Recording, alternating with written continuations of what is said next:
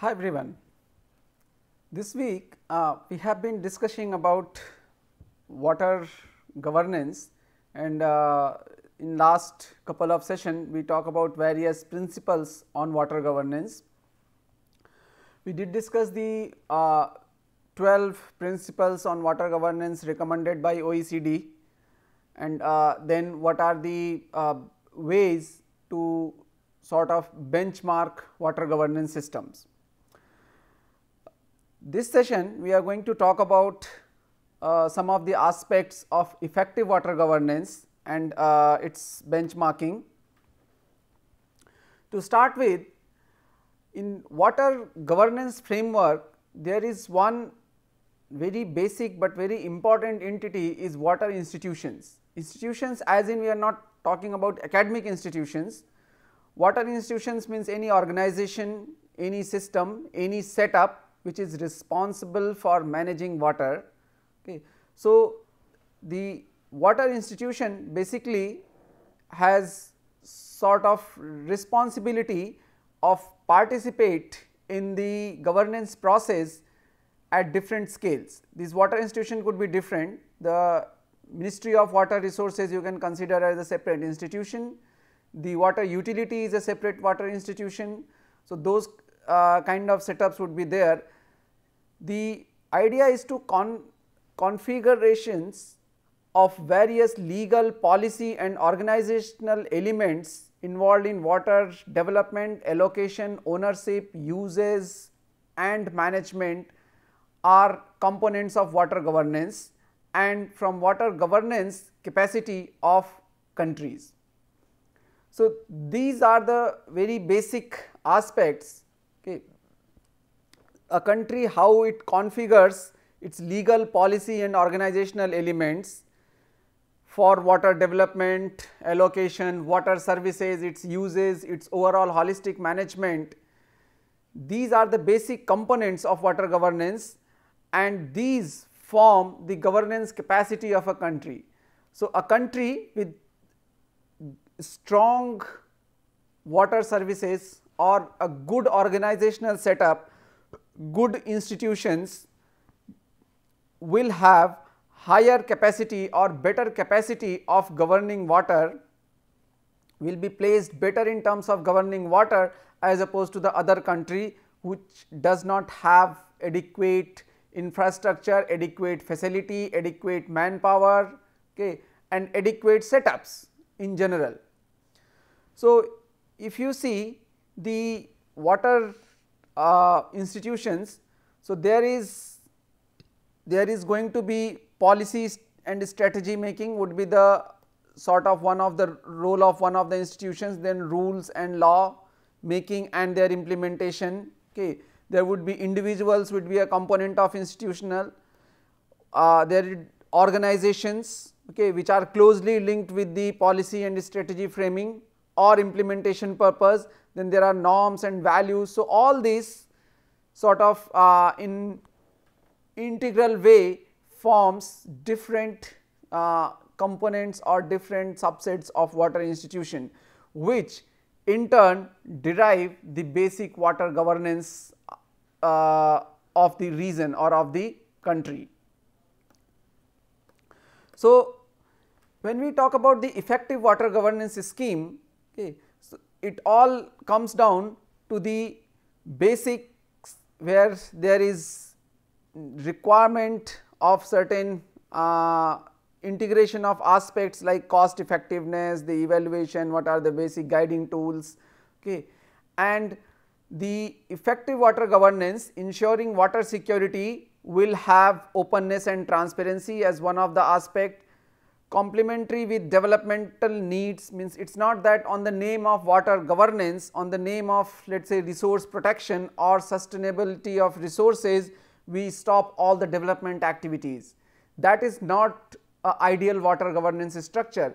Water governance or a good water or effective water governance will complement with the development needs as well. So, what is the requirement of water for development for growth, okay, and how that can be managed sustainability in a sustainable fashion, okay, how it can be managed without having too much of negative impacts either on society or on the environmental systems, okay, that also need to be taken care. And of course, there has to be inclusiveness and equity. So, there is geographical equity, social equity, stakeholders involvement, all this will come under there, and one of the basic aspect is sustainable human development.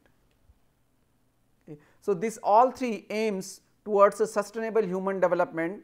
The overall entire humanity can develop in a sustainable fashion alongside the fulfilling the basic need of water for the domestic sector, for the growth sector, for the agriculture sector, all that.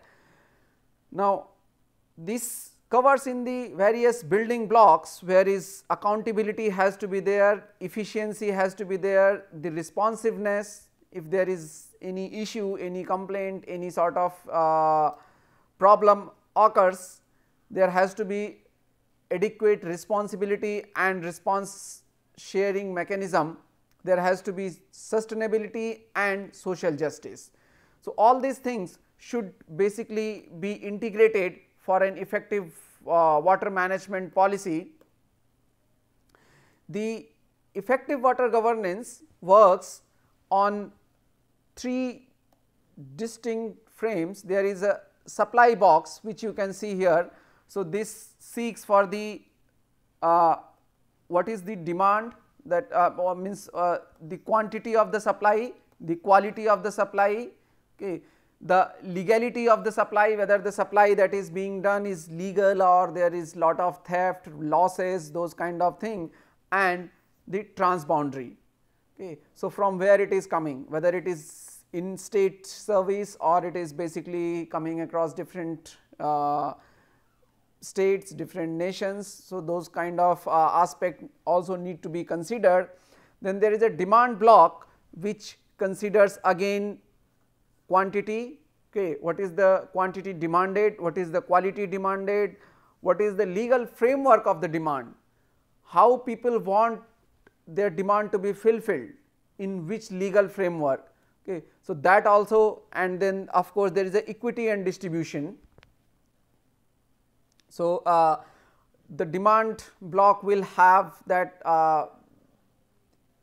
distribution of water has to be ensured in an equitable fashion, because demand is likely to come from the different sectors. Then the governance aspect, which is human development needs.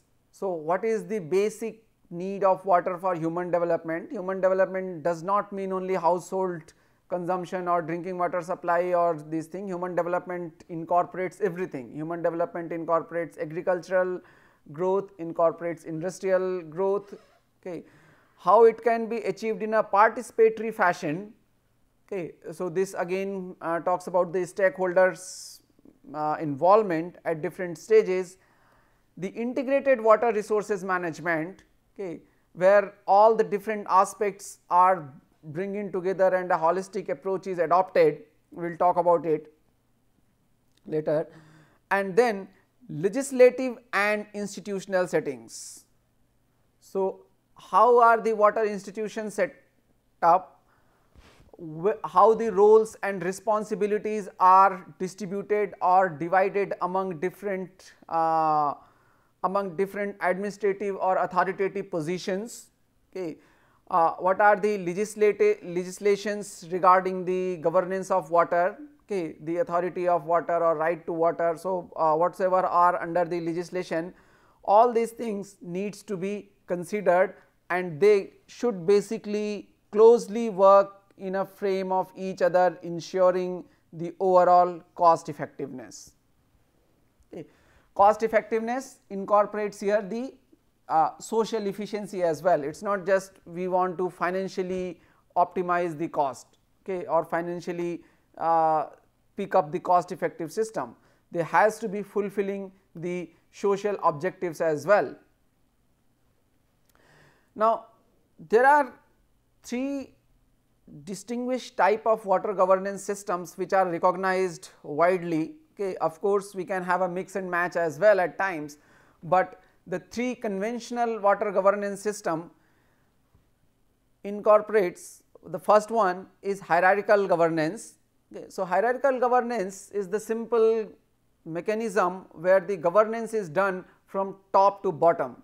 So, there will be people sitting at different hierarchy, there will be authorities or administrators at different hierarchical level, and the centralized institutions, those who are sitting at the top, because hierarchical will always percolate from top to the bottom. So, the person which is sitting at the top has the highest hierarchical position, he has the maximum say, because all peoples are working under him across the different levels.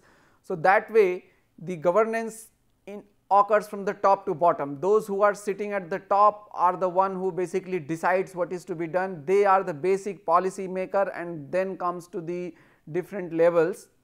Okay. But in a hierarchical system, let us say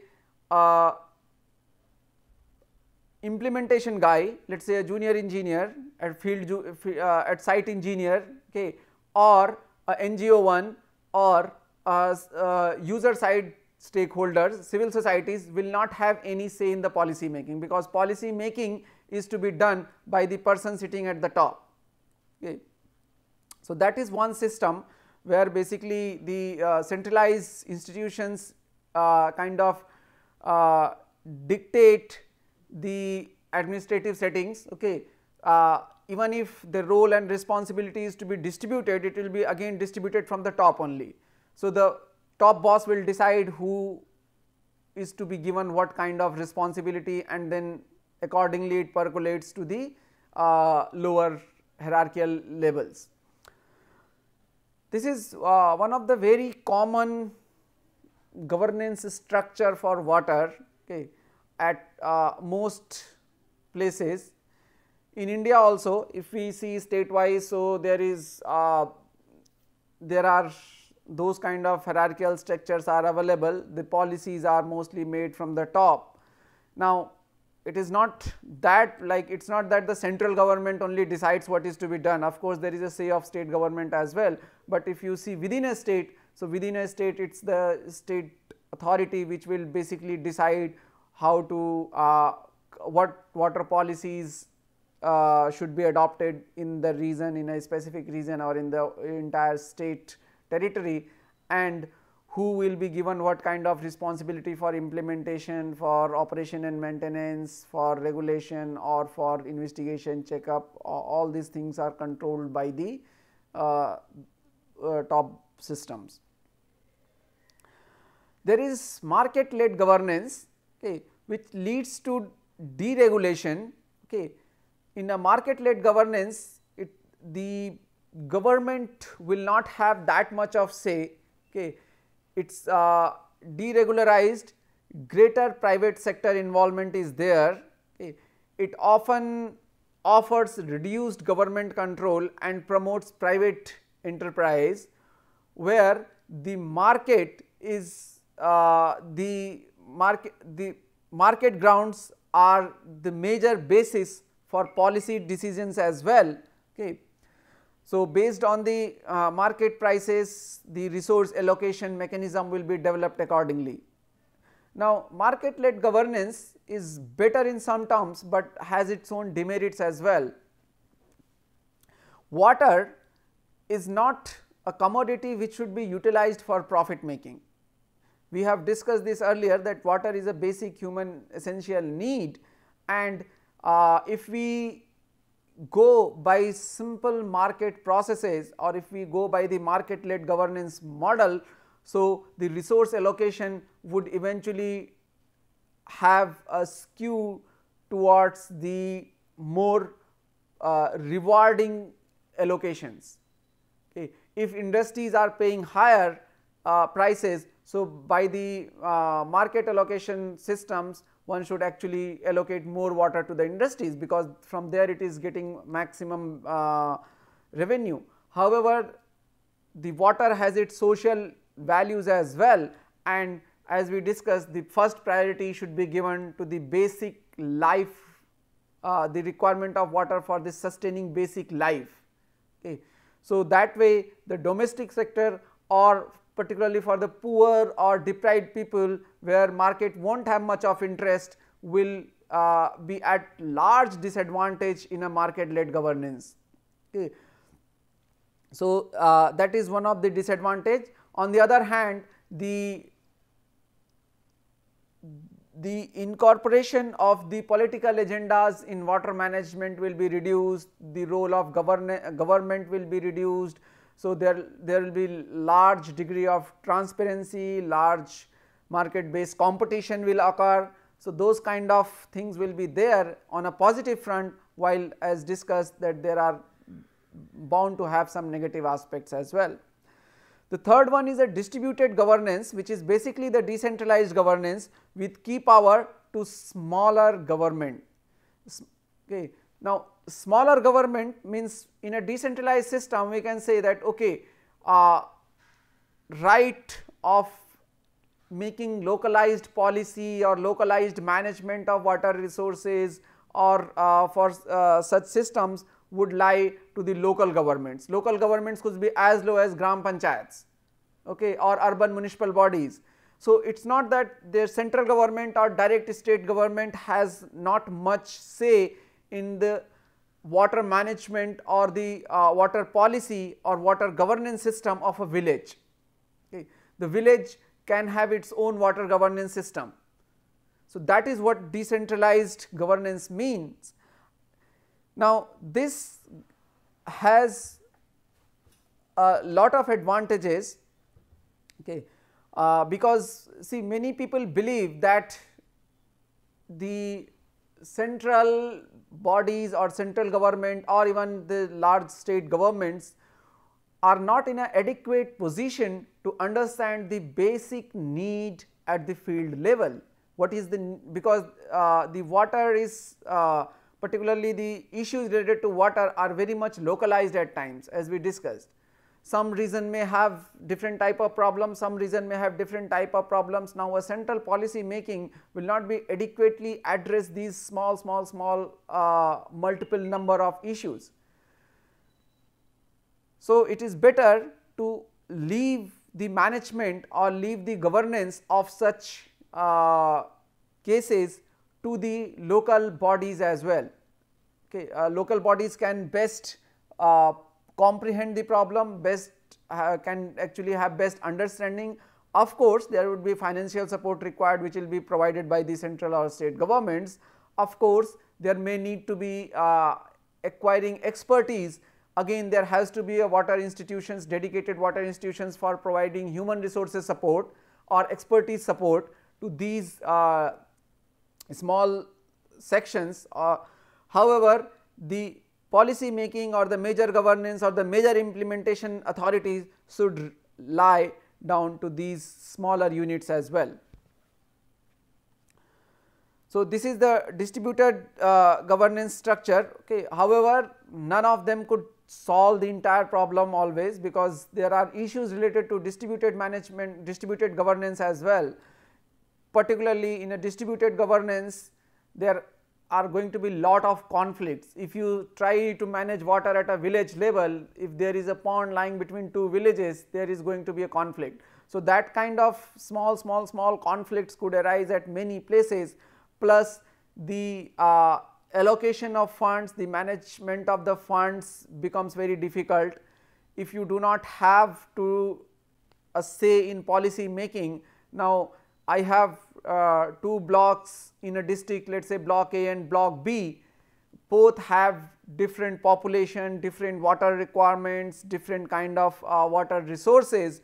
So, their expenses or the needs or requirements of funds could be different. However, if they are making the policy and they are coming, they are just asking the government for fund or the central bodies for fund and had not much say into the governance part. So, then there could be sort of a block A could oversee that okay, higher funds are allocating being allocated to block B, which may not be, which could be fair or could not be fair, okay. But there could be issues or there could be conflicts out of such situations, that why such and such block is being given preference, why we are not being given preference, and those sort of issues can arise. So, this is an example of hierarchical governance in Kenya. Okay.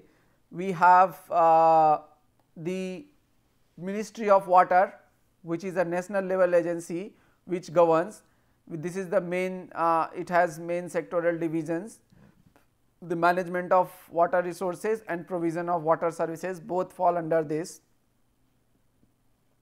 Provision of water services are basically being managed through water service provider, okay, and the management of water resources are being again done with a separate district level agencies, okay, where is regional development authorities, then water resources management authorities, then district water offices, district irrigation offices. So, there are various subsets at the district level, and thereafter at the community level there is again some organization or some agencies which are involved in the overall holistic water management. Okay. We will specifically see the governance in India in the next week session. This is a comparison between the market and hierarchical water governance systems. So, in market the money and goods flow according to the market scenarios, okay, as is evident from the figure over here. Okay.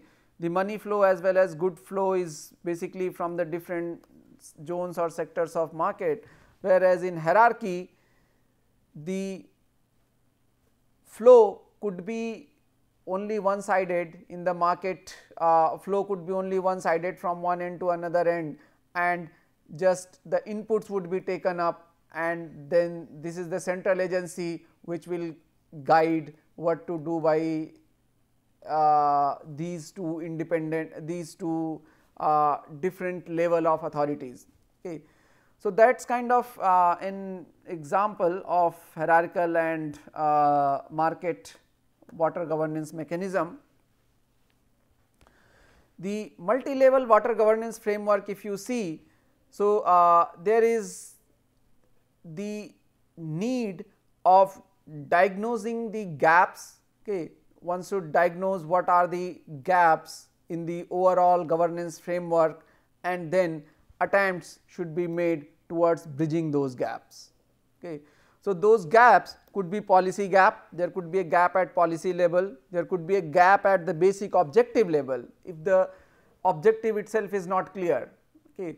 What is the objective of water governance? Objective of water governance is to let us say making water services financially sustainable, okay, but that could not be a right objective. There would be objective gap because we are then leaving the social aspects out there. Okay. So, what kind of objective we are having for the water governance, okay, and are these objectives adequate, that needs to be understood. Then there could be an administrative gap, okay, for the objectives that we are having, whether there is sufficient institutional support, sufficient administrative supports are available or not. So, that if it is not, so that will be considered as an administrative gap. Then there could be an information gap, okay, whether these informations that are being made available to public or not. Okay. The policy largely depends on the information. If one knows that, if one is well informed about the availability of resources, about the issues, about the demand, about the various other aspects, then one can come up with a integrated policy framework. But if the administrators, if the authorities are not well informed, it becomes very difficult to come up with a good policy. There could be capacity gap. Okay. So, the capacity gap essentially means that okay,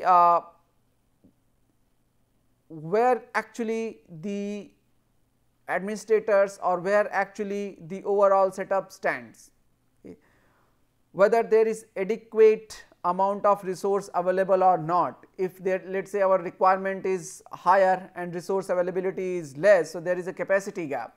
Capacity gap essentially not only in the form of capacity, in the form of availability of water, the capacity gap could be in the form of other things. Okay. The capacity of let us say human resources capacity. So, for managing this particular service, if you need 100 skilled people, but you are not getting those 100 skilled people, there are not many people well trained to look after these kind of operation and these kind of setups. So, then there is a capacity gap in terms of human resources as well. There could be funding gap, which is another form of capacity gap. In a way you can say that when there is a scarcity of fund. So, whatsoever amount needed for managing water services, are there adequate amount of funds available or not?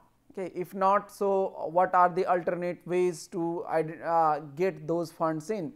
And then accountability gap. So, who like during the water services, during ensuring the water services, who is going to be accountable for those services? Those lapses, those problems, those issues. So, anything if it occurs, there has to be accountability, and if there is accountability gap, so then it becomes difficult, because without any specific accountability, the authorities will not be responsive, authorities will not be sort of liable to perform their duties. So, that is one of the very like important aspect. Now, these gaps needs to be diagnosed. Okay. So, one needs to identify that, okay, how much is the what are the policy gaps, what are the objective gaps, then administrative gaps, capacity gap, information gap, funding gap, accountability gap, all those things, and then try to bridge those gaps. Okay. So, how these gaps will be bridged? These gaps will be bridged with multi-level effective water governance. Okay.